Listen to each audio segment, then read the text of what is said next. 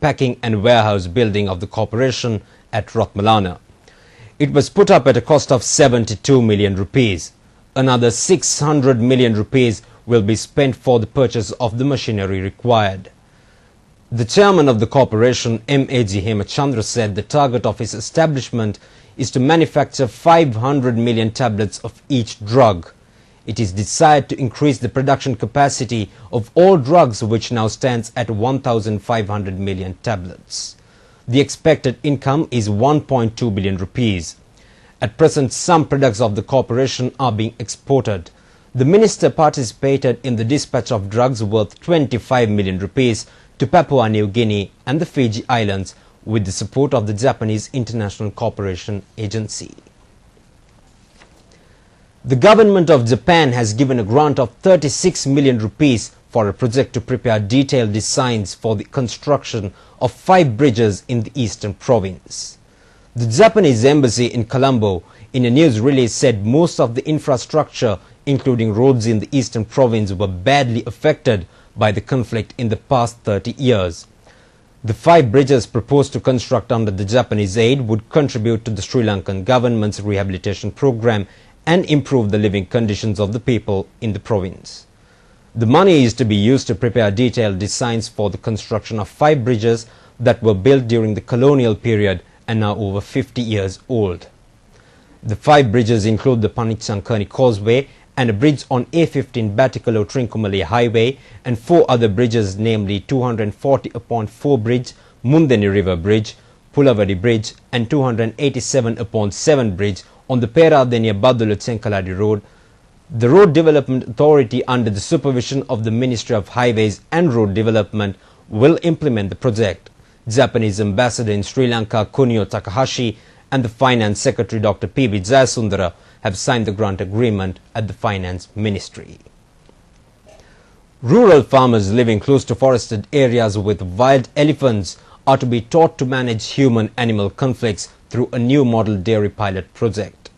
Its promoters, Exitel, an Australian IT firm that runs a call center in Sri Lanka, and the Sri Lanka Wildlife Conservation Society, said they are to set up a model dairy farm in Wasgamoa in central Sri Lanka. The $300,000 farm will be used to demonstrate good livestock management practices among villagers and assist in the supply of state veterinary services. The farm is also expected to reduce human-elephant conflicts in the area by introducing more compatible agricultural practices. Agriculture is the country's main rural industry, with most rural farmers surviving on the cultivation of cash crops such as sugar cane, which is also attractive as food to wild elephants. Sri Lanka's agriculture sector loses about $10 million a year due to crop damages caused by elephants. Livestock and elephants can cohabit, however, Exitel says, and could help ease the conflict while providing farmers with an income. Now a look at today's foreign currency exchange rates.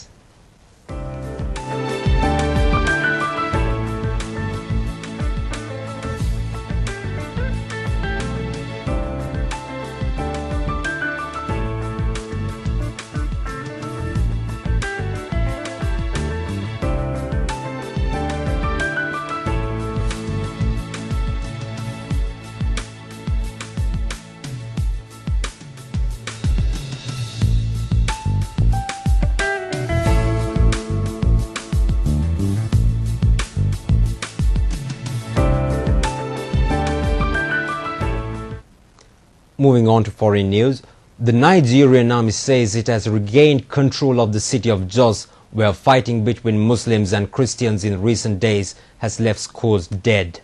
The region says the violence has now spread to Pangshin town, 100 kilometers from Jos. Rights groups said at least 200 people are believed to have died since Sunday. Jos has been blighted by religious violence over the past decade. We now move on to Prime World.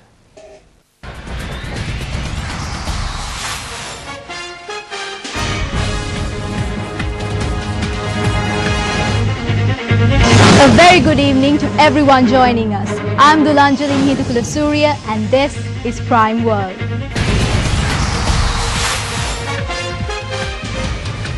8 people have been shot and killed by a lone gunman in the US state of Virginia.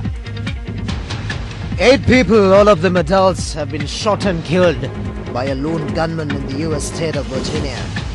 Police say 7 bodies were found at one home, while an 8th shooting victim was found at the side of the road and died on the way to hospital. Officers say they have surrounded a suspect in Woodland, just outside the central town of Appomattox.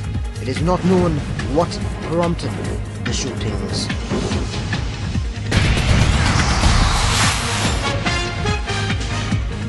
Republican Scott Brown's win in the Massachusetts Senate polls threatens to derail President Obama's health care plan.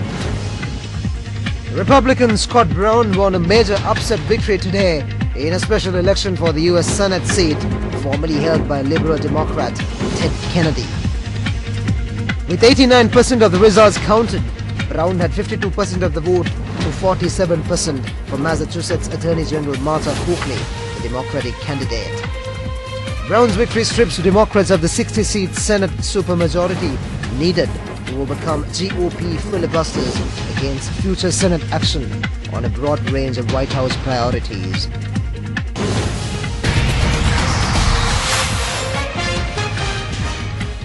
A wax statue of Michelle Obama has been unveiled at Madame Tussauds London Museum. This is in celebration of Mr. Obama's first year as Mr. President. The figure of the stylish First Lady, wearing a sleeveless purple dress and black sweater, has been placed next to one of her husband in a recreation of the Oval Office. Spokeswoman Liz Edwards says the figure of the US President has been extremely popular and she expects the figure of the First Lady to be a crowd pleaser as well. The figure of Michelle Obama will be on display until mid-April, when it will be moved to its permanent base at the Madame Tussauds Museum in Bangkok, Thailand.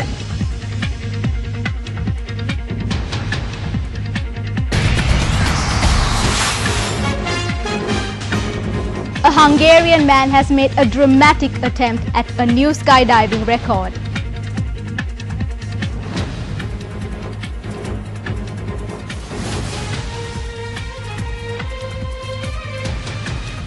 If a helicopter can fly through it, I can fly through it. It's one of New Zealand's most iconic landmarks, and one man has finally given in to the temptation to jump into it.